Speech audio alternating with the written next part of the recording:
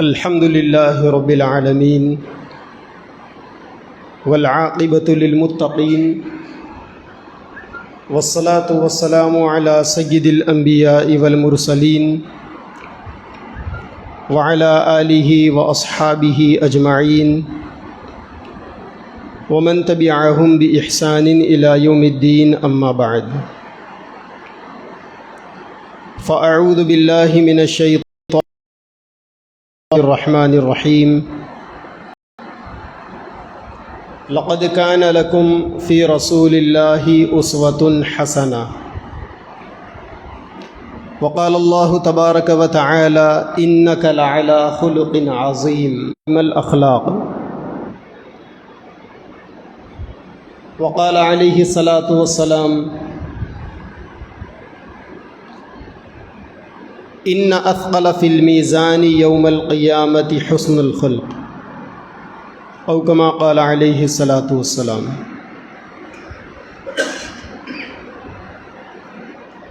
ربیع الاول کا مہینہ چل رہا ہے. ربیع الاول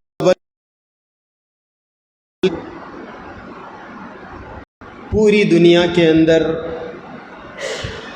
چونکہ یہ مہینہ سرکار دو عالم صلی اللہ علیہ وسلم کی بعثت کا مہینہ ہے، اسی مبارک مہینے کو اللہ مختلف انداز میں روشنی ڈالی جاتی ہے. اللہ کے نبی کی دنیا میں آمد یقیناً پوری کائنات کے لیے، اور اللہ تعالیٰ نے اس کائنات میں انسانوں کو بے مقصد پیدا نہیں کیا. اس دنیا میں ہم سب کے آنے کا ایک مقصد ہے، اور اس مقصد کی تکمیل کے لیے ہم اس دنیا کے اندر آئے ہیں. اللہ تعالیٰ چاہتے ہیں کہ میرے بندے اس دنیا میں صرف زندگی ہی نہ گزارے، صبح اور شام کو پورا نہ کرے، بلکہ اپنی زندگی کو ایک کامل زندگی بنا کر، ایک مکمل نمونے کے ساتھ اپنے آپ کو ایک اچھا انسان بنا کر وہ زندگی گزارے. اچھے انسان اور انسان کے اندر انسانیت کا پیدا ہو جانا، یہ دراصل انسانیت کی معراج ہے. جب آدمی کے اخلاق درست ہو جاتے ہیں، جب آدمی کا کردار سنور جاتا ہے، جب آدمی کے اندر اسلامی رنگ آ جاتا ہے، تو پھر آدمی کی زندگی کا انداز نرالا ہو جاتا ہے. اللہ تعالیٰ نے اسی بات کی تکمیل کے لیے، انسانیت کو مکمل معراج تک پہنچانے کے لیے، انسان کو کامل اور مکمل بنانے کے لیے اللہ نے دنیا میں پیغمبروں کو بھیجا، اور سب سے اخیر میں سرکار دو عالم صلی اللہ علیہ وسلم خاتم الانبیاء بنا کر دنیا کے اندر بھیجے گئے. اللہ کے نبی صلی اللہ علیہ وسلم کی تعلیمات کے کئی گوشے ہیں. اللہ تعالیٰ نے اپنے نبی کے دنیا میں آنے کے مقصد کو بیان کرتے ہوئے فرمایا: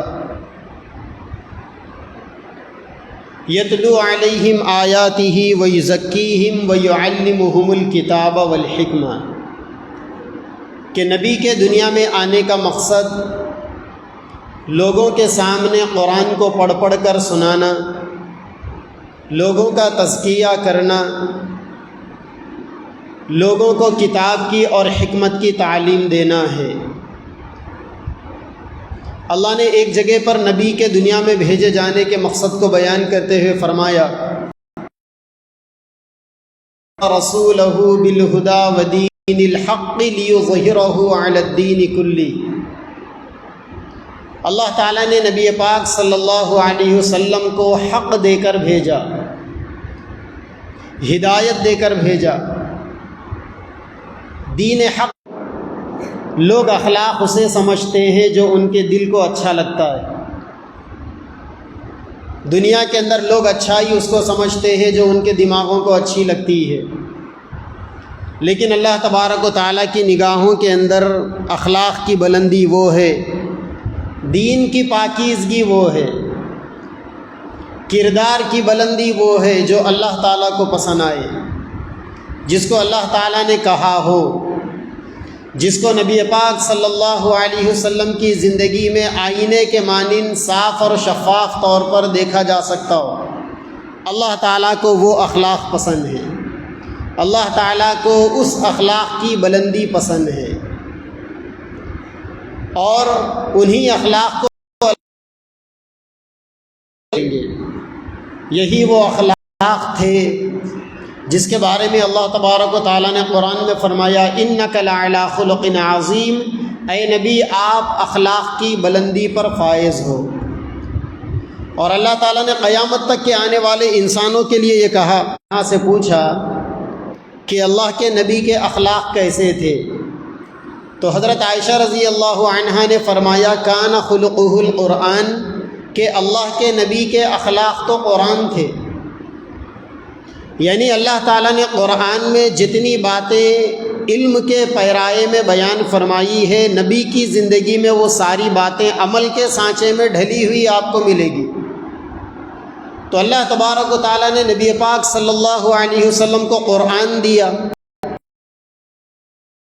ایک ایمان کی کتاب ہے، قرآن کتاب ایمان ہے جو انسان کے دل میں ایمان اور یقین کا نور پیدا کرتا ہے۔ قرآن کتاب عمل ہے جو انسانوں کی زندگیوں کو بہترین عمل فراہم کرتا ہے۔ یہ قرآن کی خوبی ہے، یہ قرآن کے کمالات ہے۔ قرآن میں اللہ تبارک و تعالیٰ نے انسان کے عقیدے کی درستگی کو بیان فرمایا۔ انسان کا عقیدہ یعنی وہ باتیں جس کو آدمی اپنے دل سے اچھا اور سچا سمجھتا ہے اس کو عقیدہ کہتے ہیں۔ آدمی اپنے دل سے مذہب سمجھ کر عمل کرتا ہے اس کو عقیدہ کہتے ہیں۔ قرآن مجید نے اپنی آیتوں میں عقیدے کی پاکیزگی کو بیان فرمایا، کیونکہ دنیا کے اندر کوئی گندگی عقیدے کی گندگی سے بڑھ کر نہیں ہے۔ دنیا میں صاف تو کیا جا سکتا ہے، لیکن عقیدے کی گندگی کو انسان صاف نہیں کر سکتا۔ سوچ کی گندگی بہت جلد صاف نہیں ہوتی، خیالات کی گندگی بہت جلد پاک نہیں ہوتی، اس کے لیے بڑی، اسی لیے عقیدہ انسان کی شخصیت کے اندر کمال پیدا کرتا ہے، بشرطے کہ عقیدہ درست ہو۔ عقیدے سے انسان کی عقیدے کی گندگی دور ہوتی ہے، عقیدے کے درست ہونے سے، اور اگر عقیدہ آدمی کے اندر ہو تو آدمی بے اطمینانی کی کیفیت کا شکار نہیں ہوتا۔ دنیا کے اندر آپ انسانوں کو ٹٹولیں، آئے دن انسانوں میں بیماریاں اتنی عام ہو رہی ہے۔ بیماریوں میں دو قسم کی بیماریاں ہوتی ہے، ایک وہ بیماریاں ہوتی ہے جو جن کا تعلق انسان کے جسم سے ہوتا ہے، جسمانی بیماریاں، اور دوسری بیماریاں وہ ہوتی ہے جو انسان کی دماغی بیماریاں ہوتی ہیں، انسان کے نفسیات سے ہوتا ہے، انسان کی سائیکالوجی سے ہوتا ہے۔ جو انسان کی جسمانی بیماری ہے اس بیماری کو تو علاج ڈاکٹر کریں گے، کچھ دواؤں کے ذریعے سے، کچھ پرہیز کے ذریعے سے علاج کیا جائے گا، لیکن 24 گھنٹے نیند کی حالت میں رکھے گی۔ آدمی ہمیشہ سوتا رہے گا، جب آدمی سوتا رہے گا تو ویسے بھی وہ سست پڑ جائے گا، اور جب سست پڑے گا تو پھر اس کے دماغ کے اندر جو فطور ہے، جو خلل ہے، وہ باہر نہیں آ سکتا۔ اکثر دماغی بیماری کا، ڈپریشن کا یہی علاج کیا جاتا ہے کہ آدمی کو نیند کی گولی دے دو، سوتا رہے بس، جیسا ہی نیند سے بیدار ہوا پھر دوبارہ دوسری ڈوز دے دو۔ یہ ظاہر بات ہے کہ دماغی بیماری کا یہ مستقل علاج نہیں ہے۔ دماغی بیماری کے لیے علاج وہ سمجھا جائے گا جو آدمی کو ایکٹیو بھی رکھے اور آدمی دماغی خلل سے بچا بھی رہے۔ ہم میں سے اکثر وہ لوگ جو یہ کہتے ہیں کہ میرے ساتھ یہ مسئلہ ہے، میں کسی اچھے عامل کی تلاش میں ہوں، تو ان لوگوں کو یہ سمجھ لینا چاہیے کہ آپ کے مسئلے کا حل کسی عامل کے پاس نہیں ہے، کسی دماغی ڈاکٹر کے پاس ہے۔ ہم اس بیماری کو پہچان نہیں سکتے، سمجھ نہیں سکتے۔ بعض لوگوں کو شک کی بیماری ہوتی ہے، بعض لوگوں کو احساس کمتری کی بیماری ہوتی ہے، وہ اپنے آپ کو دوسروں سے کم سمجھتے ہیں، ہر چیز کے اندر اپنا دوسروں سے موازنہ اور دوسروں سے کمپائر کرتے ہیں۔ کوئی مالدار آدمی ان کے سامنے آ جائیں، وہ سوچتے ہیں کہ یہ اتنا بڑا مالدار ہے، میرے پاس مال نہیں۔ کوئی ان سے صلاحیت میں، خوبیوں میں 2-4 قدم کوئی آدمی سامنے آ جائے تو وہ یہ سوچتے ہیں کہ اس کے اندر یہ سب کچھ ہے، میرے اندر وہ چیز نہیں۔ یعنی ہر چیز کو وہ اس ترازو کے اندر ڈال کر تولتے ہیں کہ اس ترازو کے پلڑے میں سامنے والا بھاری ہے اور میں ہلکا ہو گیا ہوں۔ اب بتائیے کہ اس بیماری کا کیا علاج ہے؟ اس بیماری کا یہی تو علاج ہے، اگر آپ ڈاکٹروں کے پاس جائیں گے تو آپ کو نیند کی دے گا، یہ مسئلے کا حل نہیں ہے۔ یہ قرآن سے آپ پوچھیں کہ اس بیماری کا کیا علاج ہے تو قرآن آپ کو اس کا علاج بتائے گا، اللہ کے نبی آپ کو اس کا علاج بتائیں گے۔ قرآن یہ کہے گا لا تقنطوا من رحمت اللہ، اللہ کی رحمت سے مایوس مت ہو جاؤ۔ ہوتی ہے، مجھے بے چینی ہوتی ہے، کسی کام کے کرنے میں مجھے ڈر لگتا ہے، اکثر لوگوں کی یہ شکایت، 100 میں سے 80 لوگ اسی کی شکایت کریں گے۔ اس کا علاج اللہ کا قرآن بتاتا ہے۔ اس کا علاج تمہیں کوئی نفع پہنچانے پہ آ جائے، سارے لوگ تمہیں کچھ دینے پہ آ جائے اور اللہ تبارک و تعالیٰ تمہیں دینا نہ چاہے تو پھر دنیا کی کوئی طاقت تمہیں دے نہیں سکتی۔ اور وہیں پر اللہ کے نبی یہ بھی فرماتے ہیں کہ اگر ساری کائنات، سارے انسان تمہیں نقصان پہنچانے پر آ جائے، تمہارا بگاڑنے پر آ جائے، اور اللہ تعالیٰ تمہارا کسی قسم کا بگاڑ اور تمہارے لیے کسی قسم کے نقصان کا فیصلہ اللہ نے نہ کیا ہو، تو ساری دنیا مل کر بھی تمہارا کچھ نہیں بگاڑ سکتی۔ اللہ کے نبی نے فرمایا، آپ کی مقبول دعاؤں میں یہ بات تھی، اللہم لا مانع لما اعطیت ولا معطی لما منعت ولا ينفع ذا الجد منک الجد۔ اے اللہ، دنیا میں اس کو کوئی دینے والا نہیں جس کو آپ دینا نہ چاہے، اور دنیا میں اس کو کوئی محروم کرنے والا نہیں جسے آپ دینے پر آ جائے، اور کسی بھی انسان کی محنت اس وقت تک کامیاب نہیں ہوتی جب تک کہ آپ نہ چاہے۔ جب یہ فارمولہ آدمی کے دماغ میں آ جائے گا، یہ چیز انسان کے عقیدے کی گتھی میں بیٹھ جائے گی کہ ساری دنیا مل کر میرا کچھ نہیں بگاڑ سکتی، ساری دنیا اگر مجھے دینے پر آ جائے تو کچھ نہیں دے سکتی، اور میں جتنی کوششیں کر رہا ہوں آگے بڑھنے کی، کاروبار کو چمکانے کی، یہ میری کوششیں اسی وقت کامیاب ہوگی جب اللہ تعالیٰ کی مدد میری کوششوں میں شامل حال رہے گی۔ جب یہ بات آدمی کو سمجھ میں آ گئی تو پھر آدمی گندے گندے عملیات کرنے والے عاملوں کی چکر میں کیوں پڑے گا؟ آدمی کو وظیفوں کی چکر کیوں ملے گی؟ اسی لیے یاد رکھیں، دنیا میں مایوسی سے نکلنے کا سب سے بڑا وظیفہ سرکار دو عالم صلی اللہ علیہ وسلم کی تعلیمات ہے۔ ایک انسان دین کو چھوڑ کر، اللہ کے نبی کی تعلیمات کو چھوڑ کر، اگر وہ یہ سمجھتا ہے کہ فلاں عامل کے وظیفے سے میں کامیابی پالوں گا، عقیدے کی گندگی کا شکار ہے، اسے اپنے عقیدے سے توبہ کرنا پڑے گا۔ اس کا مطلب تو یہ ہوا کہ اس نے فلاں عامل کو، فلاں بابا کو اس نے خدا کا درجہ دے کر رکھا ہے کہ اب تک جو کام اللہ سے نہیں ہو رہا، نعوذ باللہ، وہ یہ بابا کر دیں گے، یہ درگاہ والے کر دیں گے، یہ عامل کر دے گا۔ دنیا کا کوئی بابا، دنیا کی کوئی درگاہ، دنیا کا کوئی عامل، دنیا کا کوئی وظیفہ، دنیا کے کوئی ڈنڈے پلیتے تعویذیں یہ طاقت نہیں رکھ سکتے کہ اللہ کے فیصلے کو ٹال سکے۔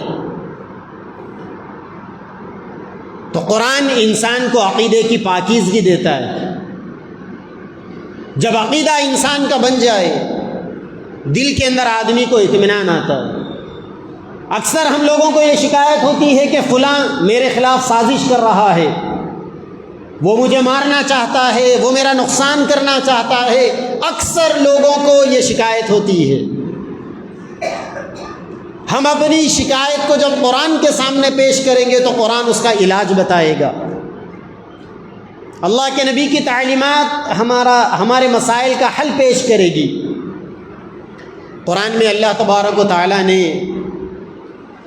موسیٰ علیہ السلام کا واقعہ بیان کیا۔ سیدنا موسیٰ علیہ السلام جب فرعون کے مقابلے میں دین کو لے کر کھڑے ہوئے،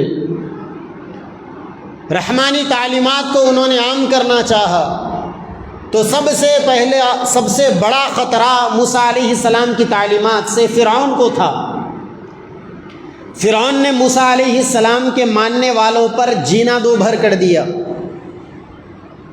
ان کو طرح طرح سے تکلیفیں دیتا، ستاتا، پریشان کرتا، لوگوں کو ڈراتا کہ اگر تم ایمان قبول کرو گے، موسیٰ کے خدا کو مانو گے تو میں تمہیں ختم کر دوں گا۔ اس کے باوجود ایمان والے ڈٹے رہے، اپنے ایمان پر جمے رہے۔ جب ساری تدبیریں فرعون کی ناکام ہو گئی تو اس نے آخری کارڈ چلا۔ اس نے دیکھا کہ موسیٰ علیہ السلام کے مذہب کی صداقت کے لیے، موسیٰ علیہ السلام کی پیغمبری کی حقانیت کے لیے اللہ نے موسیٰ علیہ السلام کو معجزے دے رکھے تھے۔ معجزے کا مطلب پیغمبر کی جانب سے کوئی ایسی چیزیں اللہ کرواتے تھے جو عام لوگوں سے نہیں ہو سکتی۔ ایک دفعہ موسیٰ علیہ السلام بغل میں ہاتھ ڈال کر نکالے، ید بیضا، ہاتھ کے اندر ایسی روشنی پیدا ہو گئی جیسا سورج کے اندر روشنی ہوتی۔ ظاہر بات ہے کہ ساری دنیا کی LED لائٹوں کو ہاتھ میں اگر آدمی سنبھالے تب بھی سورج کے برابر روشنی نہیں پیش کر سکتا۔ یہ معجزہ تھا موسیٰ علیہ السلام کا، جسے اور کوئی نہیں کر سکتے، اسے موسیٰ علیہ السلام نے کر دکھایا، اللہ کے حکم سے، اللہ کی مرضی سے دکھایا۔ پیغمبروں کے ساتھ معجزہ بھی تبھی ہوتا ہے جب اللہ چاہتے ہیں۔ پیغمبر بھی اپنی مرضی سے جب بولے جب معجزہ نہیں بتا سکتے۔ کبھی جادوگر بھی ایسی چیزیں بتا دیتے ہیں۔ تو جادو کی چیزوں میں نظر بندی کا کھیل ہوتا ہے، سامنے والوں کی نظر پر پردے ڈال کر وہ اپنی چیز بتاتے ہیں، لیکن پیغمبر کسی کی نظروں پر پردہ نہیں ڈالتے معجزہ بتانے کے لیے۔ تو موسیٰ علیہ السلام نے جب معجزے پیش کیے، فرعون نے ساری دنیا کے 70,000 جادوگروں کو جمع کیا، بڑے بڑے شہروں کے، بڑے بڑے ملکوں کے، دنیا بھر کے 70,000 جادوگر، 70,000 میجیشین، سارے جادوگر فرعون کے پاس آئے، پوچھا کہ کیا کرنا ہے؟ فرعون نے کہا موسیٰ سے مقابلہ کرنا ہے۔ جادوگروں کو اپنے علم کے اوپر کانفیڈنس تھا، یقین تھا۔ انہوں نے یہ دیکھا کہ ہم تو دنیا کے مشہور جادوگر ہیں، یہ کیا چل سکیں گے ہمارے سامنے۔ جادوگروں نے فرعون سے پوچھا اگر ہم کامیاب ہو گئے تو کیا ملے گا ہمیں؟ تو فرعون جو گزشتہ 400 سال سے بادشاہ تھا، 400 سال سے، اس زمانے کے لوگوں کی عمریں بڑی بڑی ہوتی تھی، صحت بھی اچھی ہوتی تھی۔ بعض جگہ کتابوں میں لکھا ہوا ہے کہ اتنا صحت مند تھا فرعون کہ یہ 400 سال کے عرصے میں کم بخت کو نہ کبھی سر میں درد ہوا، نہ کوئی سردی کھانسی ہوئی، نہ کبھی بخار آئی، ایسا صحت مند۔ ہم لوگ 60-70 سال کی زندگی میں ساری بیماریوں کا ایکسپیریمنٹ ہمارے جسموں پر ہو جاتا ہے، یہ ہماری کمزوری کا عالم ہے۔ تو فرعون کو اپنے آپ کو خدا کہتا تھا۔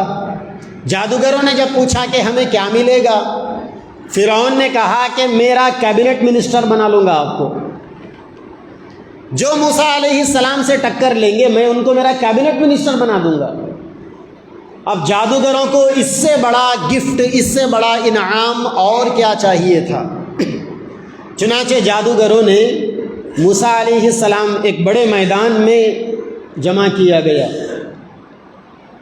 اب موسیٰ علیہ السلام آئے، ان کے پیچھے ان کے بھائی حضرت ہارون علیہ السلام، خالی ہاتھ میں ایک لکڑی ہے، اس کے علاوہ کچھ نہیں۔ موسیٰ علیہ السلام جادو تو کچھ نہیں آتا حضرت کو، اور سامنے 70,000 بڑے بڑے جادوگر، پوری دنیا کے دگگج، سفلی عمل کے، گندے علوم کے جاننے والے۔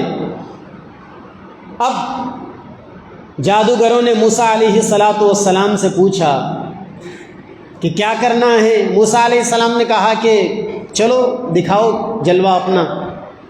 تو سارے جادوگروں کے ہاتھوں میں چھوٹی چھوٹی رسیاں، چھوٹی چھوٹی لکڑیاں تھیں۔ سارے جادوگروں نے میدان میں وہ ڈال دیا۔ جیسا ہی وہ ڈالا، سانپ بن گئے سب۔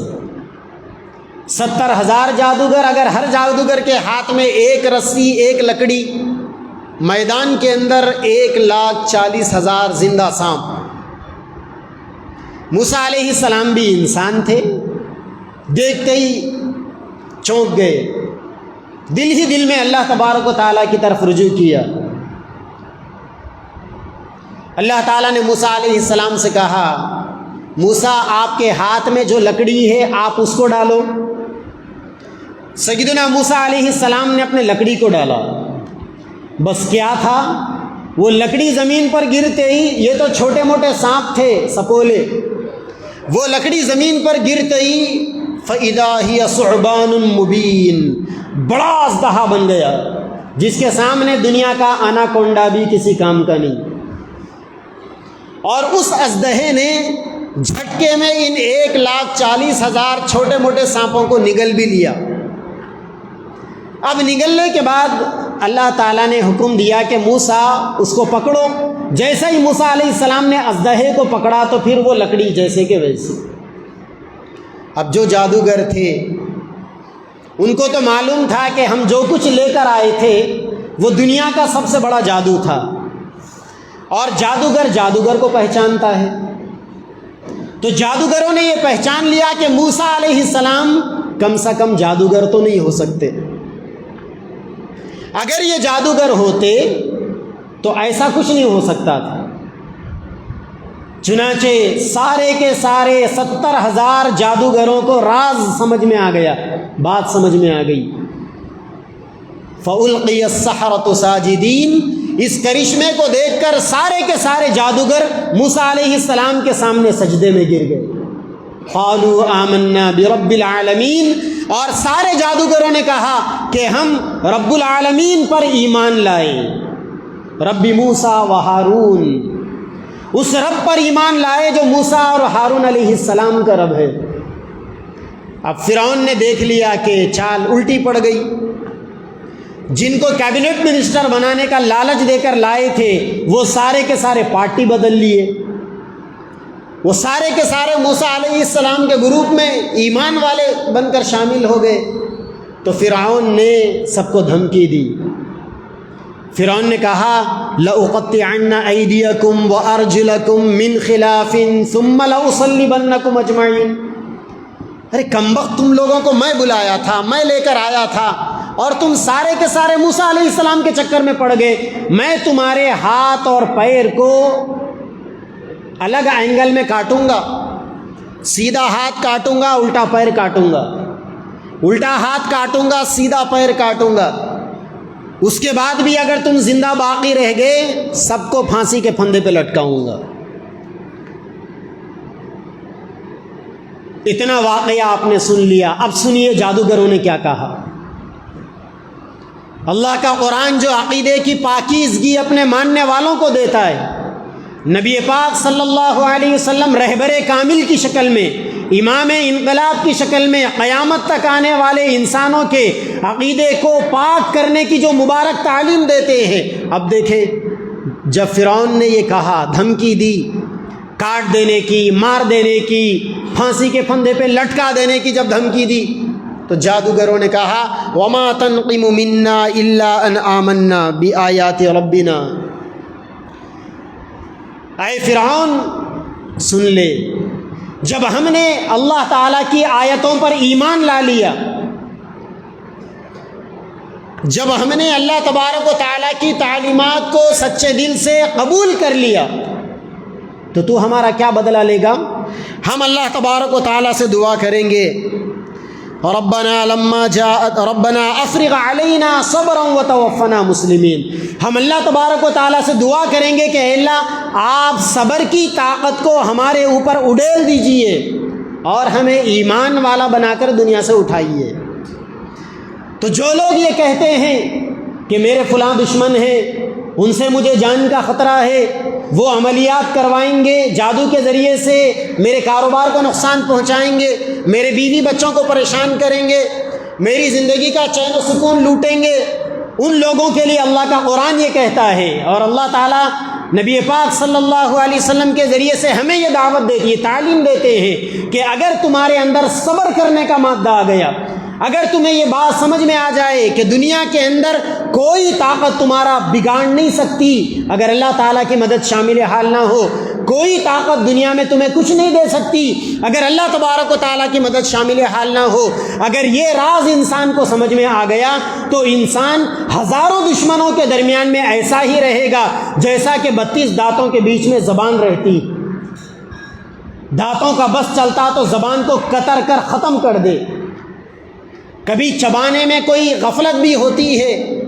زبان اگر کہیں سے کٹ بھی جاتی ہے تو زبان اگلے مرحلوں میں غذا کو چبانے میں اتنا الرٹ ہو جاتی ہے کہ وہ یہ 32 دشمنوں سے اپنے آپ کو بچا کر محفوظ رکھتی ہے۔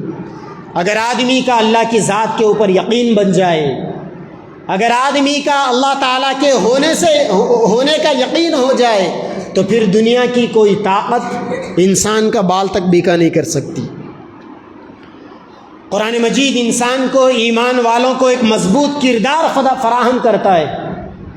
جب انسان کے اندر اخلاق کی بلندی آ جاتی، کردار کی پاکیزگی آ جاتی ہے اور انسان کا عقیدہ درست ہو جاتا ہے تو پھر انسان جھوٹ نہیں بولتا، کیونکہ اسے معلوم ہے کہ قرآن نے کہا جھوٹ بولنے والوں پر اللہ کی لعنت ہے۔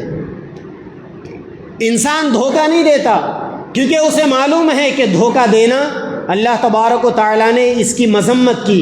اللہ کا قرآن کہتا ہے یا ایھا الذین آمنوا اوفوا بالعقود، اے ایمان والوں اپنے وعدوں کو پورا کرو، والموفون بعہدہم اذا عاہدوا، ایمان والے وہ ہوتے ہیں جب وہ کسی چیز کا وعدہ کرتے ہیں وعدہ خلافی نہیں کرتے۔ دھوکہ دینا ایمان والے کی عادت نہیں، جھوٹ بولنا ایمان والے کی عادت نہیں۔ ہم میں سے ہر آدمی اپنی زندگی کو، اپنے روز مرہ کے معمولات کو قرآن کی، احادیث کی، اللہ کے نبی کی ان پاکیزہ تعلیمات کے سامنے پیش کرے۔ کیا ہماری زبانوں سے جھوٹ ختم ہو گیا؟ کیا ہماری بات چیت میں دھوکے کا نام و نشان ختم ہو گیا؟ اگر ہم روزانہ بات چیت میں جھوٹ کا استعمال کرتے ہیں تو اللہ کے نبی نے فرمایا کہ بندہ جب جھوٹ کثرت سے بولتا ہے، بندے کو جب جھوٹ بولنے کی عادت پڑ جاتی ہے تو پھر وہ ہر دن نفاق کی سیڑھیوں پر چڑھنا شروع ہو جاتا ہے۔ جھوٹ بولنے سے آدمی میں منافقت آتی ہے، اور اللہ کے نبی نے فرمایا ایک دل میں ایمان اور نفاق ایک ساتھ جمع نہیں ہو سکتے۔ قرآن یہ کہتا ہے وعدوں کو پورا کرو۔ پہلی بات تو آپ کو کسی سے وعدہ نہیں کرنا چاہیے، جب آپ نے کسی سے وعدہ کر لیا تو وعدے کو پورا کرنا چاہیے۔ وعدہ کر کر آدمی کو نبھانا چاہیے، دھوکہ نہیں دینا چاہیے، کیونکہ وعدہ کرنے سے سامنے والے کے دل میں ایک امید قائم ہو جاتی، سامنے والے کے دل میں امید کو پیدا کر کر اس امید کو توڑنا نہیں چاہیے۔ ہوتا تو ہوتا بولیے، نہیں ہوتا تو نہیں ہوتا بولیے۔ ہماری عادت ایسی ہے کہ ہم سامنے والوں سے کہتے ہیں انشاءاللہ کر دیں گے۔ انشاءاللہ کا مطلب اللہ چاہیں گے تو کریں گے، بعد میں جب یہ نہیں کرتے اپنی مرضی سے، سامنے والا پوچھتا ہے تو کہتے ہیں اللہ نے نہیں چاہا، ہم نے نہیں کیا۔ یہ کیا زبردستی ہے؟ اسی لیے شاعر کہتا ہے تو ہی نہ چاہے تو بہانے ہزار، اللہ کے نام کو کیوں بدنام کرتے ہو، آپ نے ہی تو نہیں چاہا۔ تو قرآن یہ کہتا ہے والموفون بعہدہم اذا عاہدوا، جب کسی سے کوئی وعدہ کرتا ہے ایمان والا تو وعدے کو پورا کرتا ہے۔ والصابرین فی البأساء والضراء، ایمان والے وہ ہوتے ہیں جو اچھی اور بری حالتوں میں صبر کرتے۔ صبر کا مطلب اپنے زبان پر شکایت اور شکوے کو نہ لانا، یہ صبر ہے۔ یہ والصابرین فی البأساء والضراء وحین البأس، مصیبتوں کے موقع پر، پریشانیوں کے موقع پر انسان صبر کرتا ہے۔ جب آدمی کے اندر ایمان کا کمال پیدا ہوتا ہے تو پھر آدمی اعمال کو درست کرتا ہے، عقیدے کو درست کرتا ہے، اپنی بے اطمینانی کو ختم کرتا ہے، یقین کی دولت انسان کو مل جاتی ہے۔ اللہ تبارک و تعالیٰ نے قرآن مجید میں فرمایا کہ دنیا کے اندر سب سے بڑی دولت یقین کی دولت۔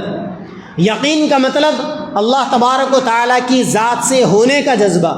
اللہ کے نبی صلی اللہ علیہ وسلم کا معمول تھا، آپ دعا فرماتے تھے وَمِنَ الْيَقِينِ مَا تُهَوِّنُ عَلَيْنَا مَصَائِبَ الدُّنْيَا، اے اللہ ہمیں ایسی یقین کی پاکیزگی عطا فرمائیے جس سے دنیا کی پریشانیاں اور دنیا کی مصیبتیں کم ہو جاتی ہیں۔ تو یہ ربیع الاول کا مہینہ ہے، اس مہینے کے اندر 12 ربیع الاول کو جشن منا لینا یا اللہ کے نبی کی محبت میں نعرے لگا لینا، جلوس نکال لینا، یا نوجوانوں کا بلڈ ڈونیشن کیمپ قائم کرنا۔ جگہ جگہ میں دیکھنے میں آ رہا ہے کہ نوجوان 12 ربیع الاول کے موقع سے بلڈ ڈونیشن کے کیمپ قائم کر رہے ہیں۔ کوئی بھی عمل کرنے سے پہلے ہمارے نوجوان پہلے علماء سے مسئلہ پوچھ لے کہ ایسا کرنا چاہتے ہیں، کرنا جائز ہے یا نہیں ہے۔ اگر جائز ہے تو شریعت کے دائرے میں رہ کر شریعت کسی عمل کو کتنا کرنے کی اجازت دیتی ہے۔ تو ربیع الاول کے موقع سے نعرے لگا لینا، جلوس لگا لینا، جھنڈے لگا لینا گاڑیوں کے اوپر، گھروں کے اوپر، اور یہ سمجھنا کہ یہ اللہ کے نبی سے محبت کے اظہار کے طور پر کیا جا رہا ہے۔ یاد رکھیں اللہ کے نبی دنیا کے اندر صرف اس وجہ سے نہیں آئے تھے کہ ان کے بعد لوگ ان کے آنے کی محبت میں نعرے لگا لے، جشن منا لے، 2-4 جلسے کر کر اپنے سچے اور پکے امتی ہونے کا مظاہرہ کرے، بلکہ نبی دنیا کے اندر اس وجہ سے آئے تھے تاکہ دنیا میں مسلمانوں کو، لوگوں کو 100% عملی مسلمان بنائے، ان کے دلوں کے اندر سے ان کے عقائد کی گندگی کو دور کرے، عقائد کی پاکیزگی انہیں دے اور 100% ان کو عمل کے اوپر کھڑا کر دے۔ مسلمان وہی ہے جس کے اندر 100% اعمال ہے۔ اگر ہماری زندگیوں کے اندر اعمال ختم ہو گئے تو پھر ہمیں اپنے آپ کو مسلمان کہنے کی بے شرمی سے بچانا چاہیے۔ مسلمان وہ ہے جن کی زندگیوں میں قرآن مجید ہو۔ قرآن مجید ہمیں ایمان سکھاتا ہے، قرآن مجید ہمیں عمل سکھاتا ہے، قرآن مجید ہمیں علم دیتا ہے، قرآن مجید ہمیں حکمت سکھاتا ہے، قرآن مجید ہمیں داعی بناتا ہے۔ آج مسلمانوں کو قرآن پر عمل کرنا نصیب نہیں ہے تو آج ہم دوسرے لوگوں کو قرآن کی اور ایمان کی کیا روشنی دیں گے؟ مسلمانوں میں 3 قسم کے لوگ ہیں۔ بعض مسلمان وہ ہے جو عمل ایمان کا دعویٰ تو کرتے ہیں لیکن ان کے زندگیوں کے اندر اعمال نہیں۔ دوسری قسم کے مسلمان وہ ہے جو ایمان کا دعویٰ کرتے ہیں اور ان کی زندگیوں میں تھوڑا تھوڑا عمل ہے، وہ چند نمازیں پڑھ لیتے ہیں، ذکر و اذکار کر لیتے ہیں۔ اور مسلمانوں کی ایک جماعت وہ ہے، تیسری جماعت، جن کی زندگیوں کے اندر ایمان بھی ہے، ایمان کا نور بھی ہے، جن کی زندگیوں کے اندر اعمال ہے اور جو قدم قدم پر عمل کے ذریعے سے اللہ تعالیٰ کو راضی کرنا چاہتے ہیں۔ اسی لیے ربیع الاول کے موقع کی مناسبت سے ہم کو جائزہ لینا چاہیے اپنے اعمال کا، اللہ کے نبی کی سیرت کو پڑھنا چاہیے، اپنے گھروں کے اندر سیرت کی کتابوں کی تعلیم کرنا چاہیے، بڑوں کے سامنے، بچوں کے سامنے، عورتوں کے سامنے، مردوں کے سامنے، سب کے سامنے اللہ کے نبی کیا چاہتے تھے، کون سا نظام لے کر وہ دنیا میں آئے تھے، اور نبی کس نظام کو دنیا میں برپا کرنے کے لیے آپ نے محنت کی، اور آپ کے بعد صحابہ نے محنت کی، صحابہ کے بعد تابعین نے، تبع تابعین نے، اور آج تک علماء ربانیین جس دین کے لیے، جس دین کو عام کرنے کی محنتیں کر رہے ہیں، ہمیں اس طرف جائزہ لینا چاہیے۔ اپنے گھروں میں، اپنی زندگیوں میں، اپنے کاروبار میں، اپنی تجارت میں، اپنی بول چال میں، اپنی ملاقاتوں میں، اپنے اور پرائیوں سے ملنے میں، ہر عمل میں ایسا لگے کہ یہ بندہ نبی کا فالوور ہے۔ ہماری بول چال سے جھوٹ چھوٹ جانی چاہیے، دھوکے بازی چھوٹ جانی چاہیے، ہماری تجارتوں میں امانت داری، سچائی آنی چاہیے، ہمارے روزمرہ کی زندگی کے اندر پرہیزگاری آنی چاہیے، تقوی آنا چاہیے، اللہ کی ذات پر بھروسہ آنا چاہیے، ہماری گھریلو زندگیوں کے اندر محبت آنی چاہیے، میٹھے بول آنے چاہیے، بیویوں کے ساتھ میں بہترین اور اچھا برتاؤ آنا چاہیے، چھوٹوں پر رحمت آنی چاہیے، بڑوں کا ادب اور سلیقہ آنا چاہیے۔ یہ ساری چیزیں ملا کر تب جا کر انسان قرآنی شخص بن سکتا ہے۔ اللہ کے نبی نے جو ہمیں موٹیویٹ کیا، اللہ کے نبی جو ہمارے اخلاق کو سنوارنے کے لیے آئے تھے، تب جا کر کبھی ہم کامل اور مکمل مسلمان بن سکتے ہیں۔ ان چیزوں سے دور رہ کر ہم اپنی زندگیوں کو تباہ تو کریں گے، اپنے آپ کو جھوٹی تسلی تو دیں گے کہ ہم مسلمان تھے، لیکن ہمارے اعمال سے کہیں یہ نظر نہیں آئے گا کہ ہماری زندگیوں میں مسلمانوں والے اعمال بھی ہے۔ ربیع الاول کا موقع ہے، اللہ کے نبی کی سیرت کا زیادہ سے زیادہ مطالعہ کرنا چاہیے، قرآن مجید کو پڑھنا چاہیے، قرآن مجید کے اخلاق کو جو عملی طور پر نبی کی زندگی میں 100% موجود تھے، اپنی زندگیوں کے اندر پیدا کرنا چاہیے، تب جا کر آدمی کو اخلاق کی بلندی نصیب ہوگی اور انسان انسانوں کی شکل میں فرشتہ بنے گا۔ اللہ تبارک و تعالیٰ سے دعا ہے کہ اللہ تبارک و تعالیٰ مجھے اور آپ کو اور ساری امت محمدیہ کو سرکار دو عالم صلی اللہ علیہ وسلم کے اخلاق کو عملی طور پر اپنی زندگیوں میں پیدا کرنے کی توفیق عطا فرمائے۔ وآخر دعوانا الحمدللہ۔